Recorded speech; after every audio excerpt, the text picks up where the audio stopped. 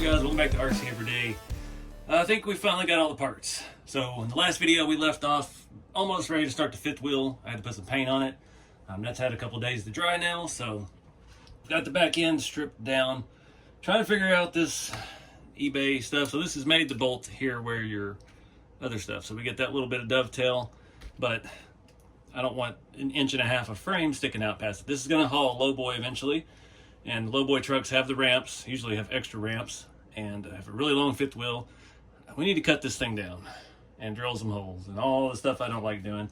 This has that full bolt-in drop hitch setup. I don't have the pintle for it. I've got some of the generic ones from a long time ago for the crawler stuff. We'll see if maybe that would bolt onto there so we have something. But I wanted to put a more heavy-duty fitting thing. That's kind of been the whole theme of this, is trying to build a heavy haul truck. Biggest problem with this is where these need to mount. That's all looks like 2.5, and this is M3. So we're going to end up having to drill some extra holes or widen out some holes or something to get our mud flaps back on. So I'm not sure yet how far back I want to take this. I was hoping that this hole here would be in the right spot, but it is a little bit low. That would have been an acceptable distance. Honestly, I think I need to go a little further, but I'm just scared to cut off part of the frame. So I'm gonna do some thinking, and we'll get to cutting and drilling and maybe some tapping too.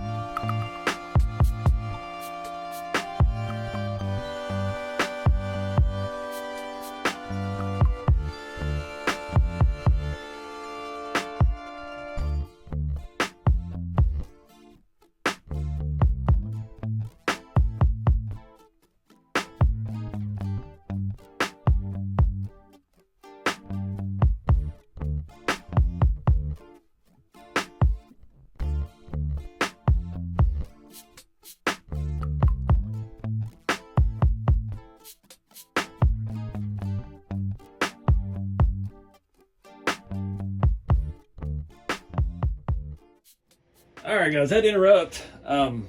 Just gotta love this stuff, man. This is all so poorly made.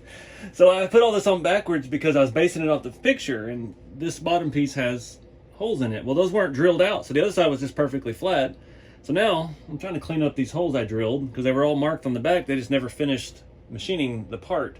You can see there's a lot of unfinished casting lines in here. So they just forgot to machine the outside of the tailpiece.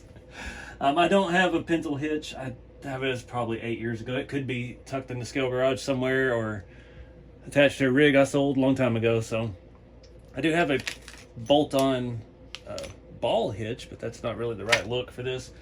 So anyways, I got everything flipped around. I'm gonna get this mounted up with all these tiny little screws. I gotta finish cleaning up this though. I guess I'll hit that with some paint too to once we clean up those edges. But yeah, just more junk. This has got a little plate on top. I wasn't gonna use that, but I think it'll actually look pretty good if it'll bolt in there nice. It's not looking very nice, so we'll see how that goes. Oh, and I did mess up. I wanted it pretty short, but now we cannot get the mud flaps on. They need to be just about there.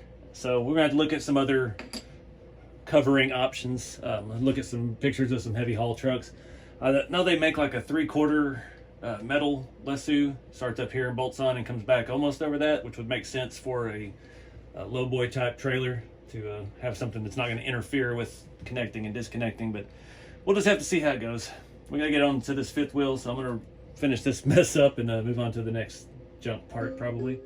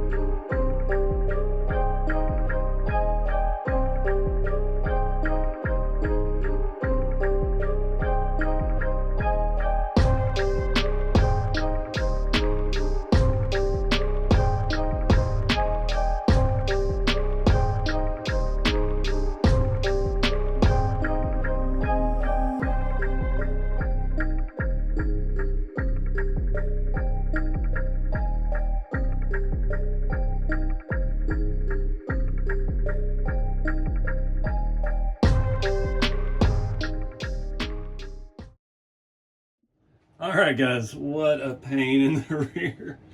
That Lesu fifth wheel slide took a year or two off my life. It's just tedious, man.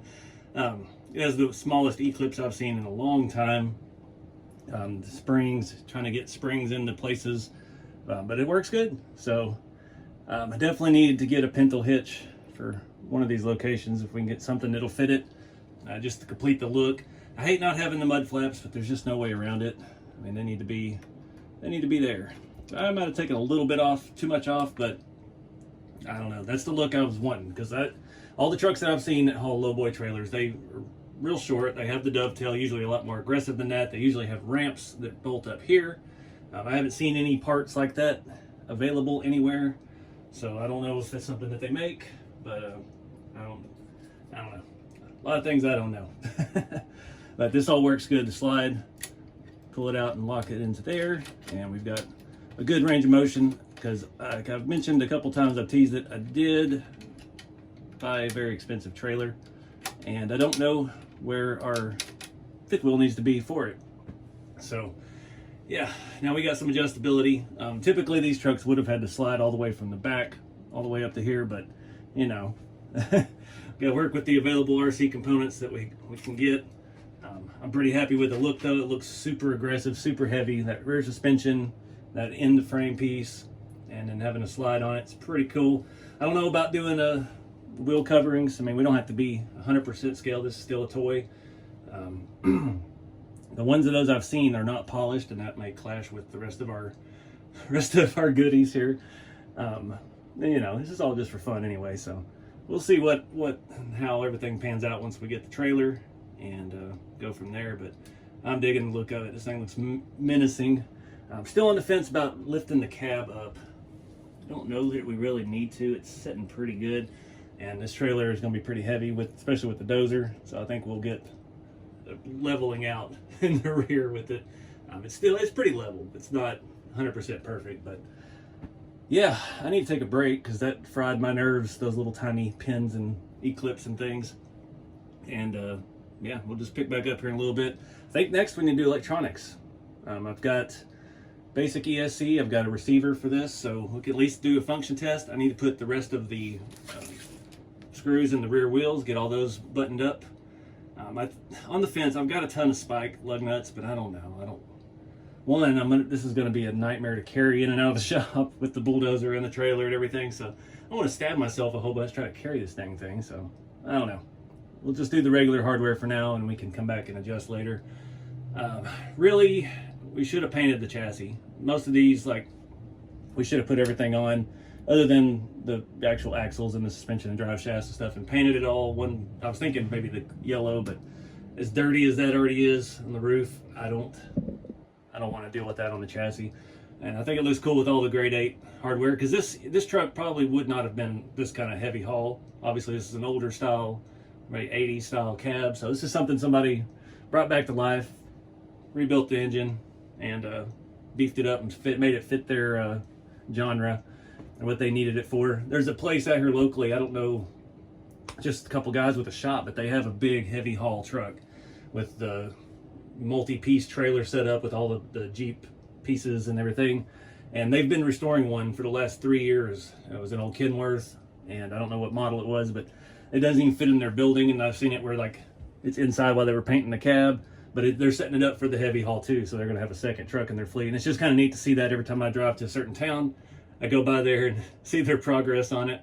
Last time I saw it, it was getting close. It's been about 3 years they've been working on it, so yeah, they have a big lot next to their building where they have all their trailer and stuff parked, so I'm sure I'll see it out there here before long. But anyways, I gotta do a bunch more tiny hardware.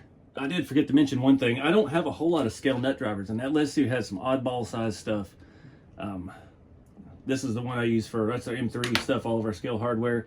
But this little set, I got this at Home Depot. It was like 40 bucks, but it's been actually really good. I fix it. It was like a computer repair thing, and I got it because I sometimes dabble in electronics. So I used to fix phones and computers and stuff on the side. So yeah, it was handy to have. It has a little extension, all these little pieces, but it came in clutch on this because I had some sizes that I don't have RC tools for. And yeah, couldn't have done that without this little set. Super handy.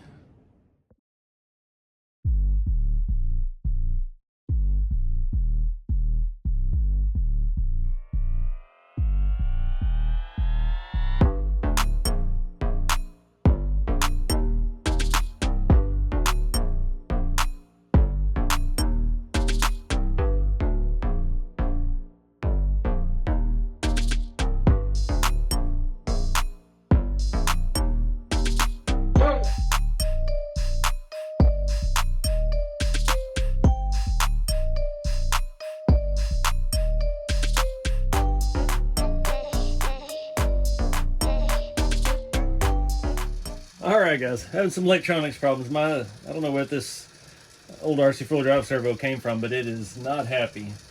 It is hating life. It's hot too. That thing's toast. I've got everything set up on the radio. Again, I love this Noble Pro. This thing is awesome. So I've got first, second, third. I haven't figured out which way is which yet, but got everything else working. That off-brand servo feels fantastic. It's nice and quiet and smooth. So yeah, I got to pull that servo out. I don't have any more spare servos.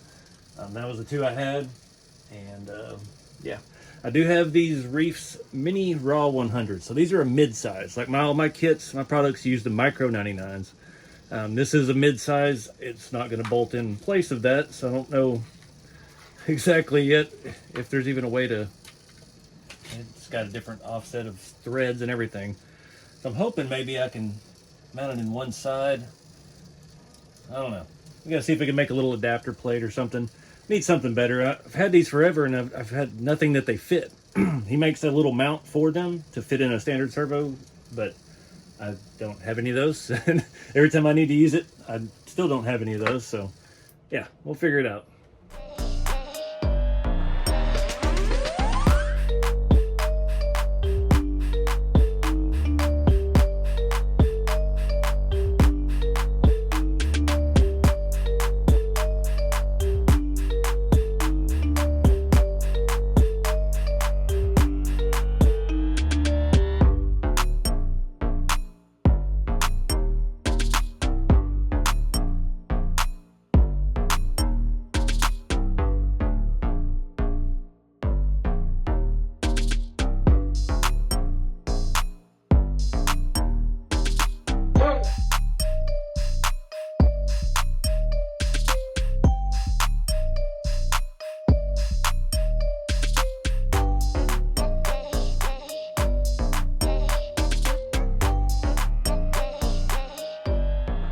Alright guys, I did have another servo. I forgot about my USTE Special Edition reefs. This was a 400 LP. That'd be plenty for this. Low profile, it fits in there nice. USTE Trail Edition. I've been sitting on that forever, since setting my computer like a collector's item. It's like, nope, got to put it to work.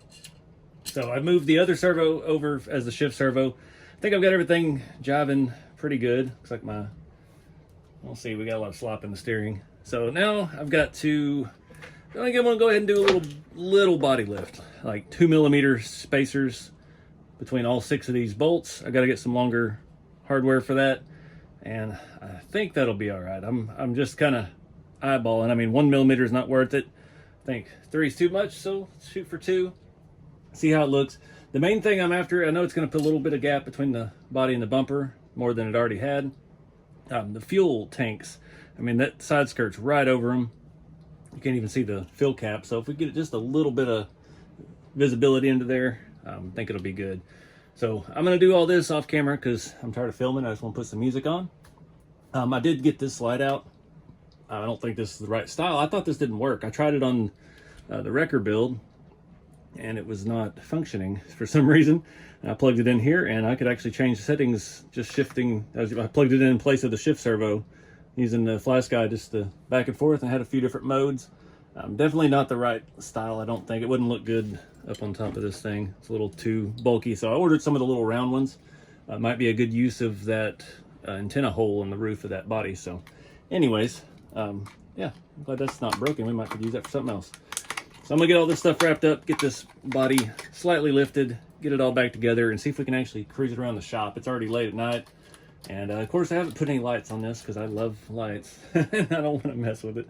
So anyway, it's going to take a mess. This was a stock RC 4-wheel drive ESC. We've got 8-mile long power wires. I don't think I have any of those right connectors for those to crimp. We might could cut it short and clean it up, but we'll just see how it lays out once we get the interior in place.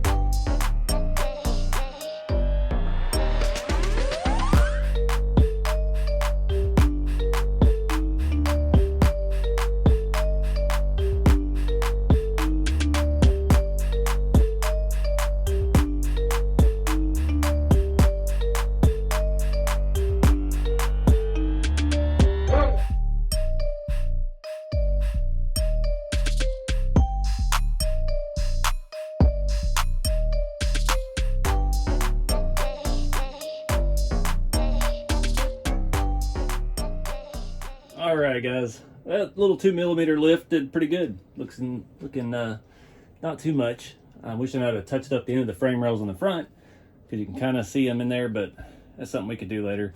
I'm not loving the electronics. This is way too peppy, even in low gear, that stock motor. So definitely Pink. I already threw an expensive servo in it. I think we got a Fusion Pro in our future.